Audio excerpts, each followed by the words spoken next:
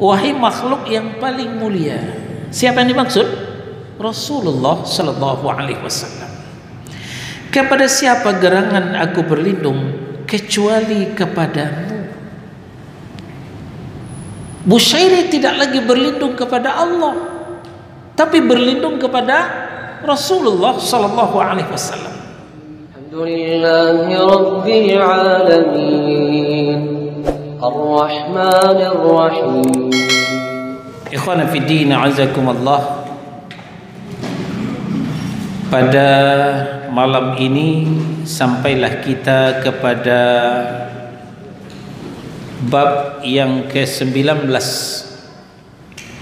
dari kitab Tauhid karya Fadilatul Syekh Muhammad At-Tamimi rahimahullahu ta'ala.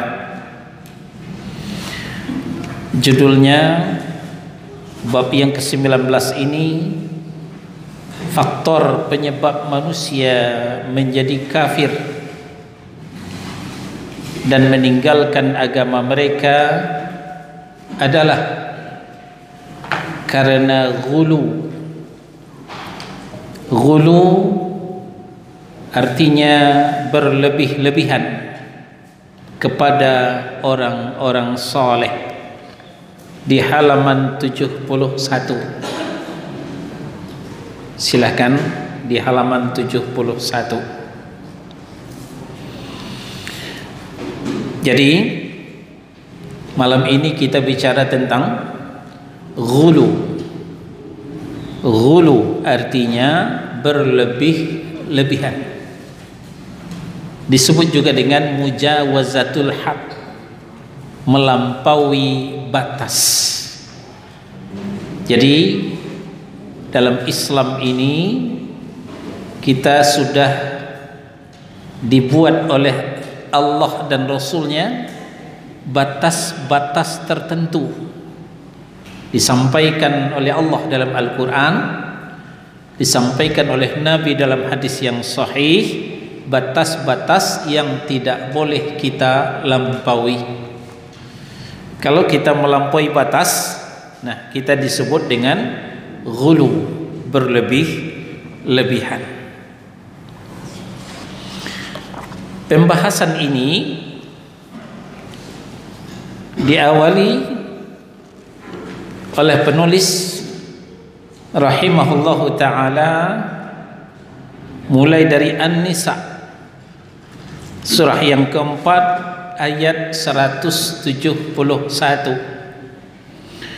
An-Nisa surah yang keempat ayat 71. Allah berfirman, a'udzubillahi minasyaitonir rajim,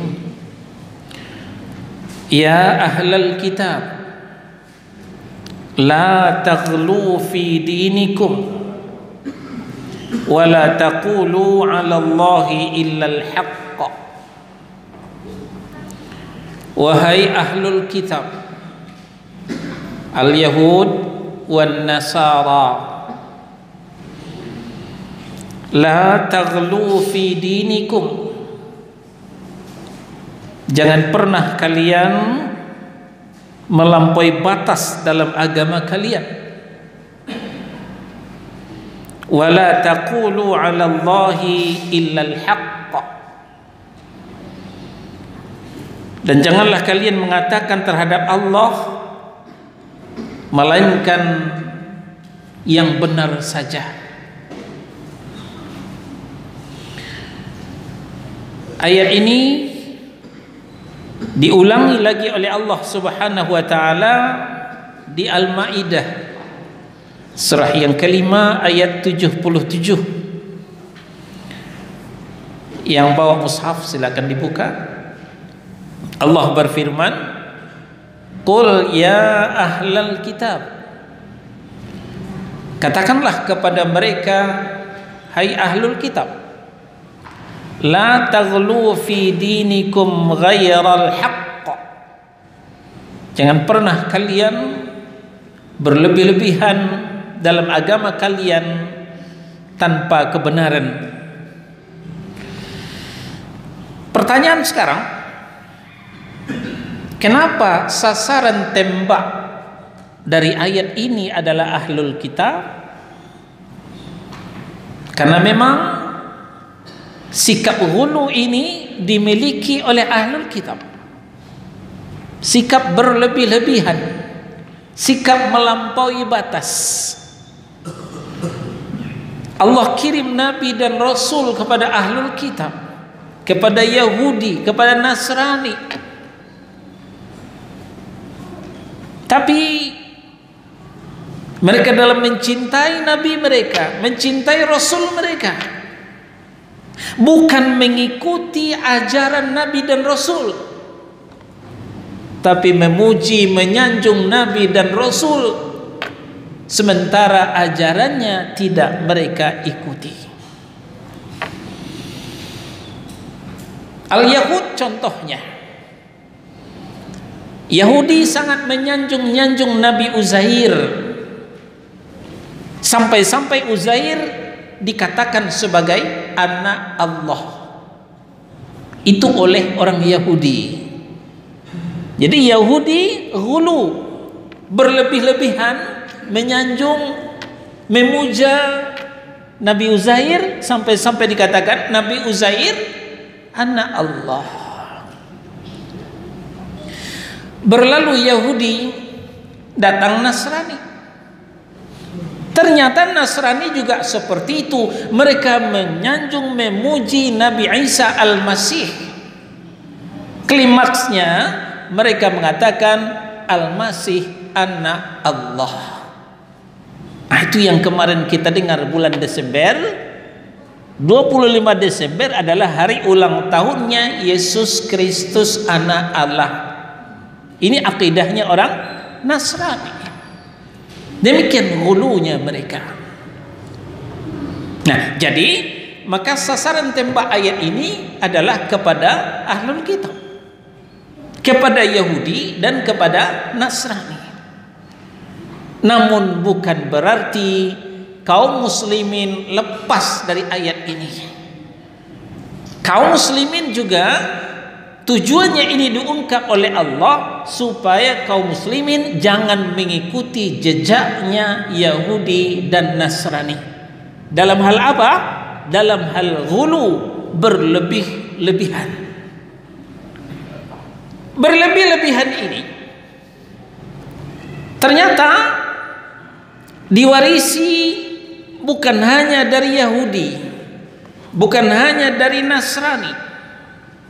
Ternyata sudah diwarisi dari umat Nabi Nuh. Umat Nabi Nuh. Di mana umat Nabi Nuh?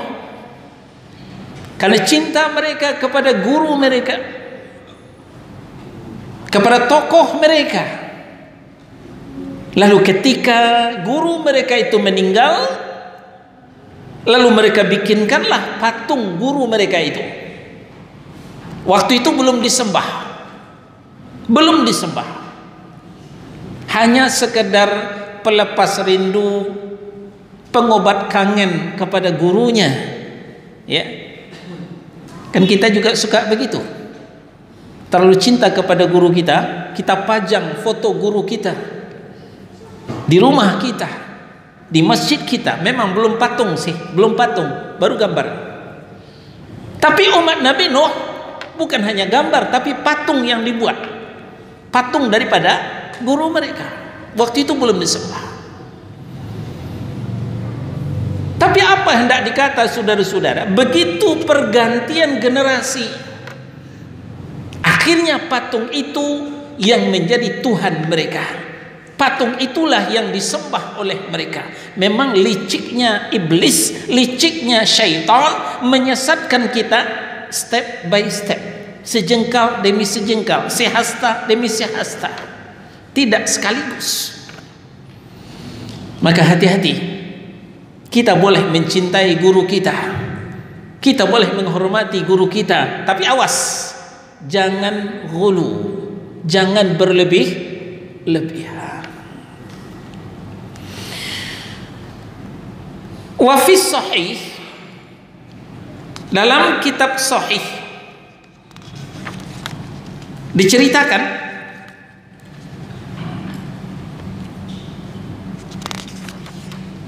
tentang bagaimana kondisi umatnya Nabi Nuh ini. Diceritakan dari Abdullah ibnu Abbas radhiyallahu anhu fi qaulillahi ta'ala, beliau menafsirkan tentang firman Allah di dalam surah Nuh ayat 23. Apa kata Allah? Menceritakan penyimpangan umatnya Nabi Nuh. Wa qalu, umat Nabi Nuh itu berkata, la tadharunna alihatakum wa la tadharunna waddan wa la suwa'an wa la yaghutha wa ya'uqa wa nasra.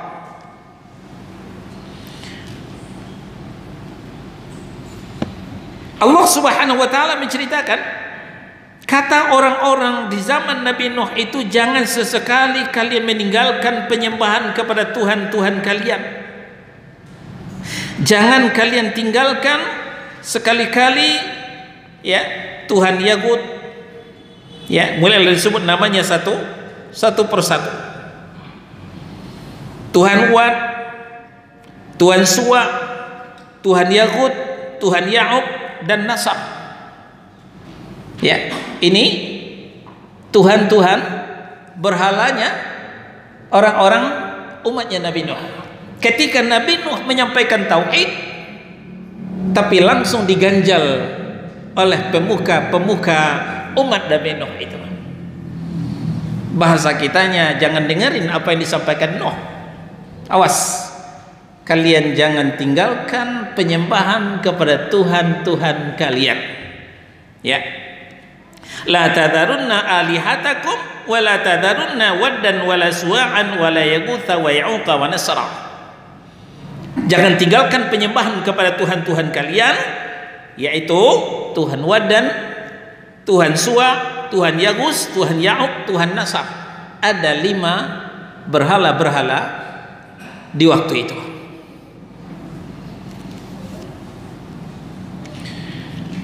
Nah, dilanjutkan oleh Ibnu Abbas, ini adalah nama-nama orang soleh dari kaum Nabi Nuh. Nama-nama orang soleh di kalangan kaum Nabi Nuh. Ketika mereka meninggal, lalu syaitan membisikkan ke telinga mereka. Ya, orang-orang solehnya meninggal, lalu datanglah rasa gamang, rasa galau, ya bak ayam kehilangan induk gitu ya. Maka jangan pernah galau. Orang yang galau gampang ditipu oleh syaitan. Ketika galau itulah syaitan membisik, tenang aja, jangan terlalu dipikirin, bikin patungnya untuk pengobat rindu, pelepas kangen. Oh iya juga ya, iya juga itu, betul juga itu. Nah, maka mulailah lahir seni pahat. Dipahatlah, dibuatlah patung menyerupai orang-orang soleh mereka itu. Nah, jadi syaitan membisikkan kepada kaum mereka, buatlah patung-patung di tempat di mana mereka pernah mengadakan pertemuan di sana. Di mana kalian kajian dengan orang soleh kalian, bikin patung di situ. Wah, kan lumayan, lepas kangen, peredam rindu. Mereka menamakan patung-patung itu dengan nama-nama mereka. Ya, itu awalnya nama-nama orang soleh. Ya, yang dikatakan dalam ayat tadi, Waddan, Suwa, Yaguth, Ya'uq, Nasr.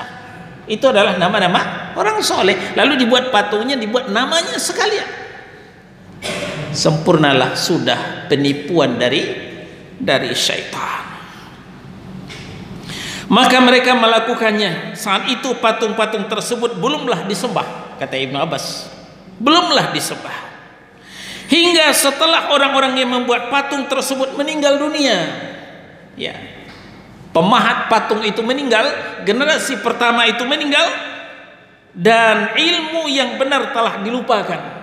Pesan-pesan daripada orang soleh tadi mulai dilupakan. Yang diingat apa? Patungnya saja yang diingat.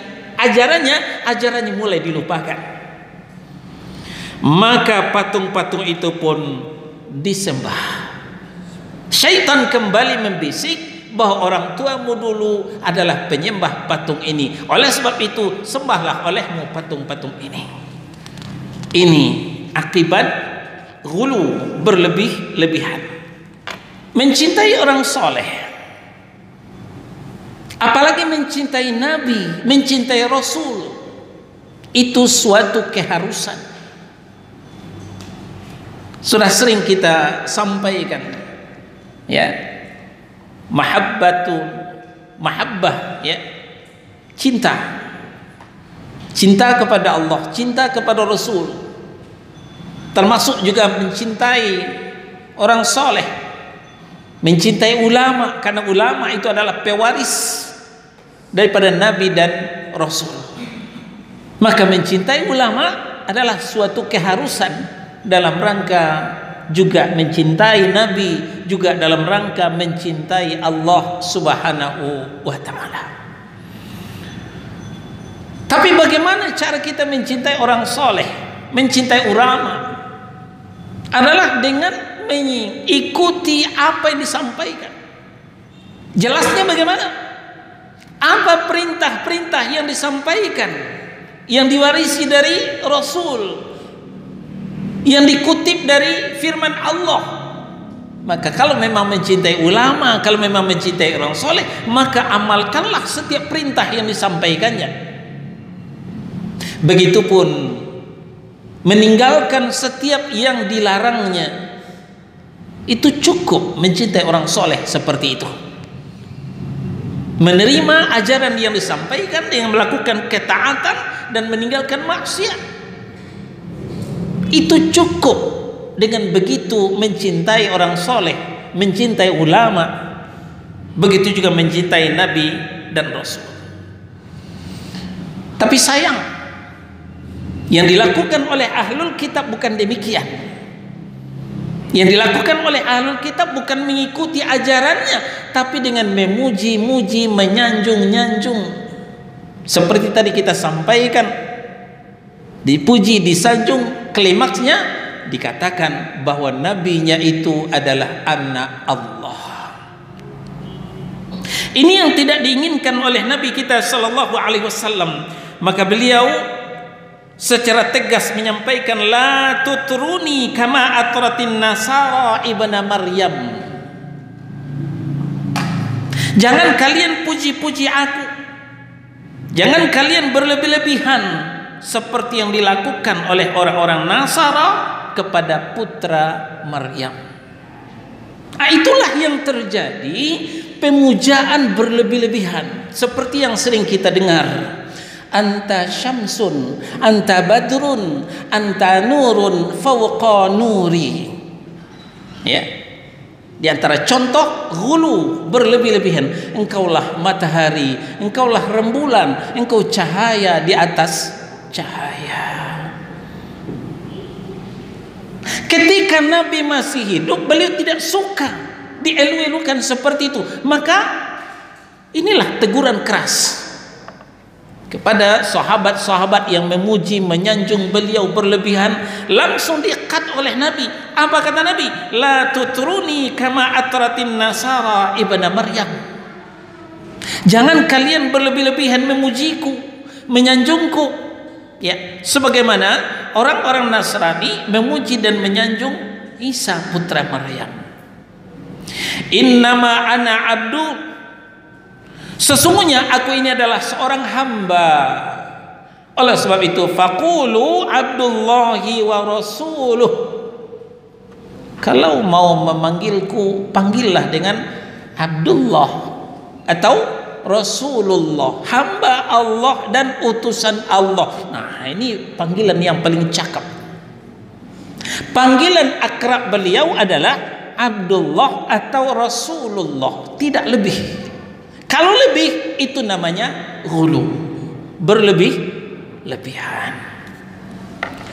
Makanya dalam syahadat kan sering kita mendengar asyhadu an la ilaha illallah wa asyhadu anna Muhammadan abduhu wa rasuluh. Tapi apa hendak dikata? Sikap ghulu yang diwarisi daripada ahlul kitab. Maka ditambahlah kemudian Sayyidina wa Habibina wa Syafi'ina wa Zukhrina wa Maulana Muhammad. 5 kalimat tambahan yang ini disebut dengan ghulu, berlebih-lebihan. Lalu dibantah, bukankah beliau itu Sayyidul Anbiya wal Mursalin? Betul, tidak terbantahkan, beliau adalah rajanya Nabi, rajanya Rasul, ya, Muhammad sallallahu alaihi wasallam. Walaupun Nabi paling akhir, tapi rajanya Nabi, rajanya Rasul. Sepakat ulama, tidak ada yang membantah. Namun demikian, beliau tidak mau dipanggil Sayyid. Nah, inilah bedanya dengan kita. Kalau kita dipuji, disanjung, mekar hidung kita, senang kita, ya, senang hati, indah berbunga-bunga. Tapi Rasulullah dipuji, disanjung, beliau marah, merah wajahnya. Beliau tidak senang dipuji dan disanjung seperti itu. Ya, inilah yang disebut dengan ghulu, berlebih-lebihan. Satu lagi di antara contoh ghulu ini, mungkin sering kita mendengar datangnya dari seorang penyair namanya Al-Busiri atau Al-Busairi, ya. Ini seorang penyair tersohor dari kalangan sufi, ya. Apa katanya? Wahai makhluk yang paling mulia, kepada siapa gerangan aku berlindung kecuali kepadamu pada saat musibah datang silih berganti. Bisa difahami apa ucapan Busyairi? Busyairi telah ghulu, berlebih-lebihan, menitipkan keselamatan dirinya kepada Muhammad sallallahu alaihi wasallam. Dia telah meletakkan kedudukan Rasulullah di kedudukan Allah Subhanahu wa taala. Padahal Allah lah yang bisa menyelamatkan. Allah lah tempat meminta, Allah lah tempat berlindung. Sekarang Busyairi minta kepada siapa? Kepada Rasulullah sallallahu alaihi wasallam. Saya ulangi, wahai makhluk yang paling mulia. Siapa yang dimaksud? Rasulullah sallallahu alaihi wasallam. Kepada siapa gerangan aku berlindung kecuali kepadamu. Busyairi tidak lagi berlindung kepada Allah, tapi berlindung kepada Rasulullah sallallahu alaihi wasallam. Kepada siapa gerangan aku berlindung kecuali kepadamu pada saat musibah datang silih berganti. Ini syair-syair orang sufi, ya, dari Busyairi, di mana sadar ataupun tidak ini sudah jatuh kepada kemusyrikan karena meminta kepada selain Allah, yaitu kepada Rasulullah sallallahu alaihi wasallam. Nah, maka dari itu, siapa yang berdoa kepada seorang nabi atau seorang wali, maka dia telah menjadikannya sebagai Tuhan, menyamai orang-orang Nasrani dalam syirik, mempersekutukan Allah Subhanahu wa taala. Selanjutnya, Nabi juga mengingatkan supaya kita tidak boleh mengikuti langkah Yahudi dan Nasrani dalam sikap ghulu, berlebih-lebihan. Apa kata Nabi sallallahu alaihi wasallam? Iyyakum. Ya. Ini diawali dengan peringatan. Iyyakum. Awaslah kalian. Berhati-hatilah kamu tentang apa? Wal ghuluwu fid din. Ya, iyyakum wal ghuluwa. Jauhilah oleh kalian sikap berlebih-lebihan. Sikap berlebih-lebihan. Kenapa? Fa innama ahlaka man kana qablakum al-ghuluwu. Penyebab rusaknya orang-orang sebelum kalian adalah sikap berlebih-lebihan.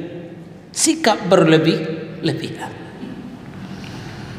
Berlebih-lebihan dalam memuji, menyanjung. Berlebihan di luar daripada kesanggupan. Di luar daripada ukuran yang telah ditetapkan oleh Rasulullah sallallahu alaihi wasallam. Tetap tidak boleh. Digambarkan oleh Nabi sallallahu alaihi wasallam penyebab rusaknya orang-orang sebelum kalian, yaitu Yahudi dan Nasrani, karena sikap mereka berlebih-lebihan. Tadi kita sampaikan, Uzair itu tidak lebih dari seorang hamba dan Rasulullah, tapi oleh orang Yahudi dikatakan sebagai anak Allah. Al-Masih bin Maryam tidak lebih daripada seorang hamba dan Rasulullah, tapi karena berlebih-lebihannya orang Nasrani, akhirnya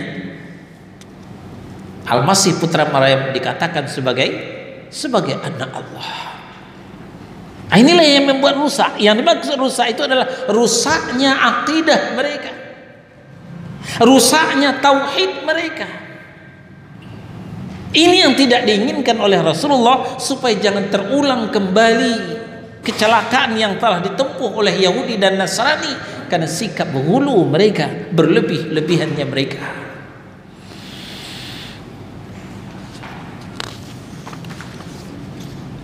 Tadi kita katakan berlebih-lebihan itu bukan hanya dalam memuji, dan bukan hanya dalam menyanjung, termasuk dalam beribadah.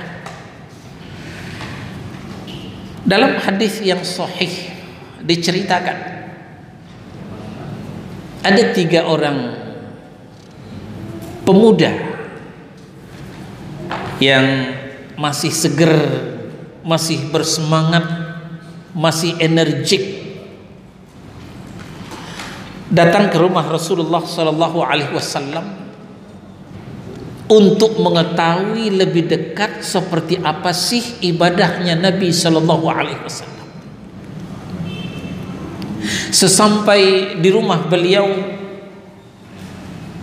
3 orang pemuda ini disambut oleh Ummul Mukminin, istri Rasulullah sallallahu alaihi wasallam. Maka terjadilah komunikasi. Pertanyaan 3 anak muda ini dijawab oleh Ummul Mukminin dengan apa adanya. Lalu kemudian mereka berkesimpulan, ibadahnya Rasulullah itu biasa-biasa saja, tidak ada yang aneh, tidak ada yang istimewa. Ya wajarlah, beliau itu sudah dijamin surga, beliau itu maksum, terpelihara dari dosa. Beda dengan kita, kita tidak ada jaminan khusus, kita tidak maksum. Maka kita, ibadah kita harus lebih banyak dari ibadahnya Nabi sallallahu alaihi wasallam. Bagus. Semangatnya kita acungkan jempol. Ya, ibadah kita harus lebih banyak dari ibadahnya Rasulullah sallallahu alaihi wasallam. Lalu caranya gimana? Mulailah bicara satu persatu dari 3 orang ini. Saya pertama, saya mulai malam ini tidak akan tidur. Ngapain? Nonton bola? Wah, nggak nonton bola, tapi sholat sepanjang malam. Ya, sholat sepanjang malam, tiada malam tanpa sholat. Kita kuat nggak kira-kira? Malam ini nggak tidur, sholat aja sampai subuh? Nggak kuat kita. Hebat mereka. Bicara yang kedua, kalau saya lain, gimana? Saya mulai besok akan puasa. Tiada hari tanpa puasa. Ya, tiada hari tanpa puasa. Bagus. Bicara lagi yang ketiga. Kalau saya nggak kuat begitu, lalu gimana?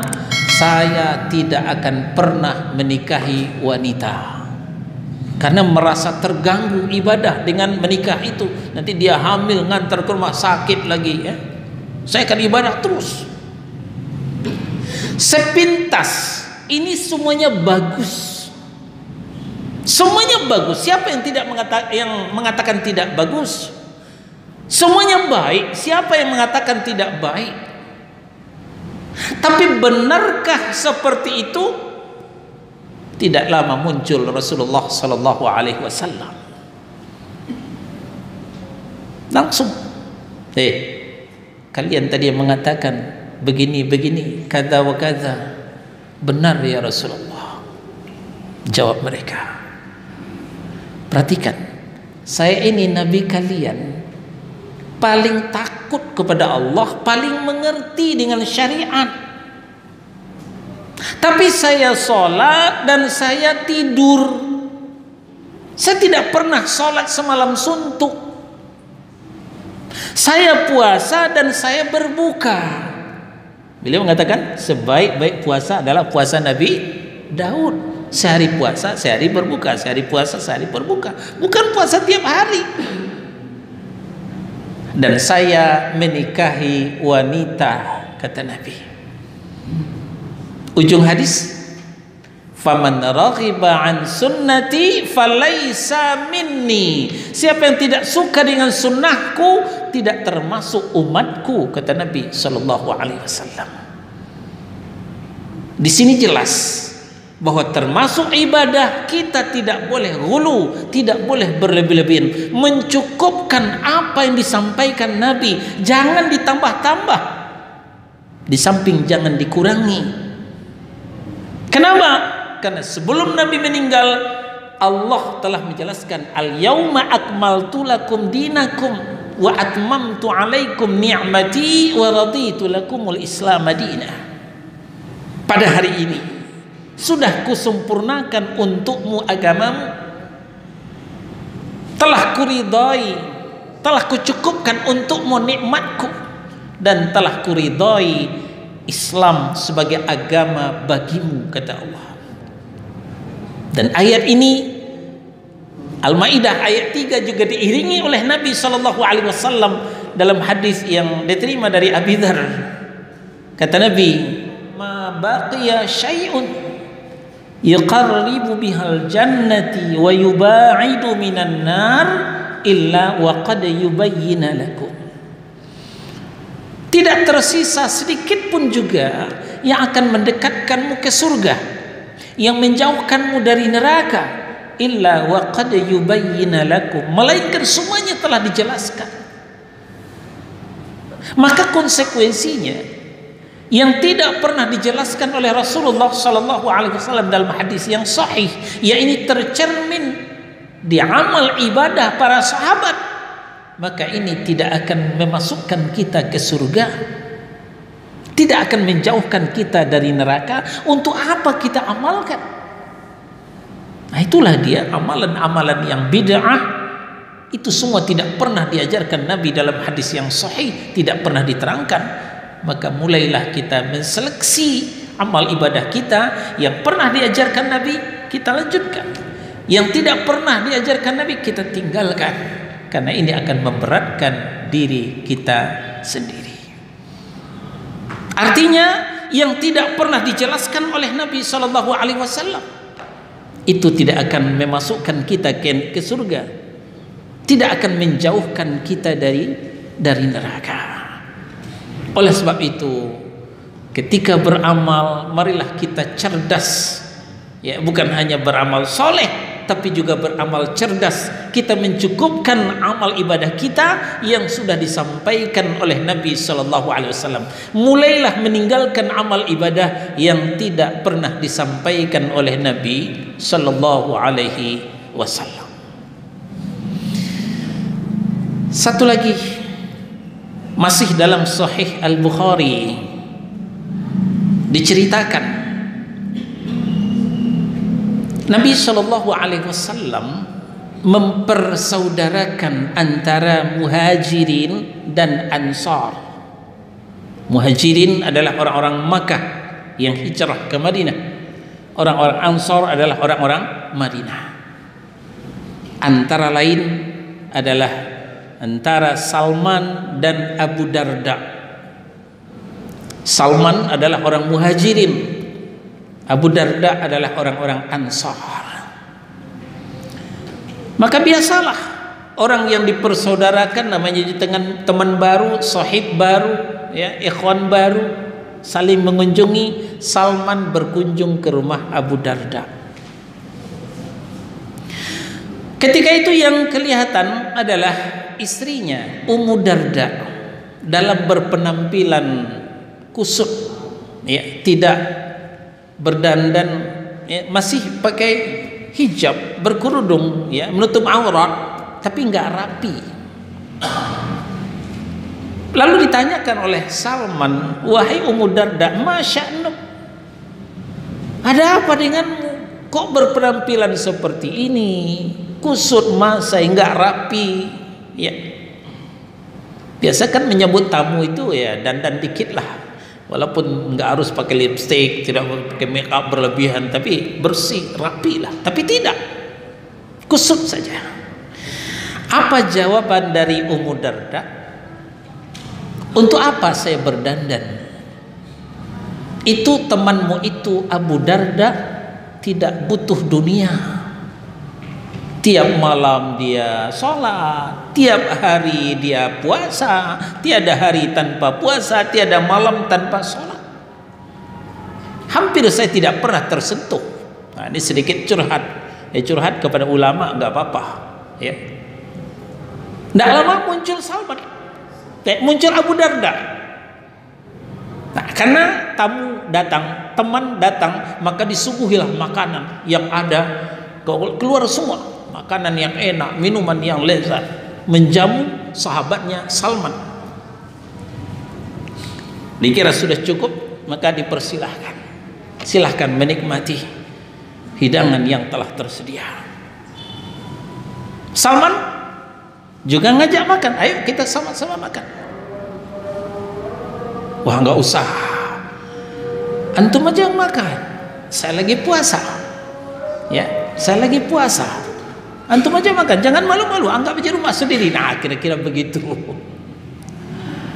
Apa kata Salman?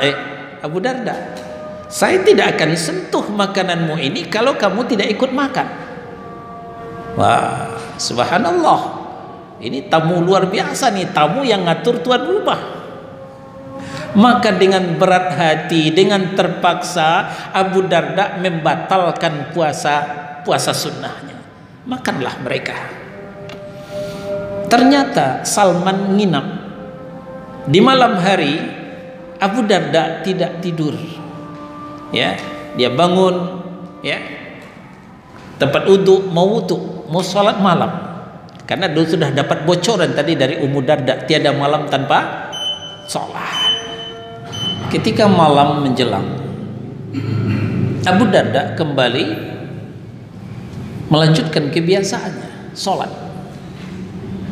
Melihat gelagat Abu Darda, apa yang dilakukan Salman? Salman langsung menangkap gamisnya Abu Darda. Tidak boleh sholat, 6 tidur. Wah, ini lebih mengejutkan lagi.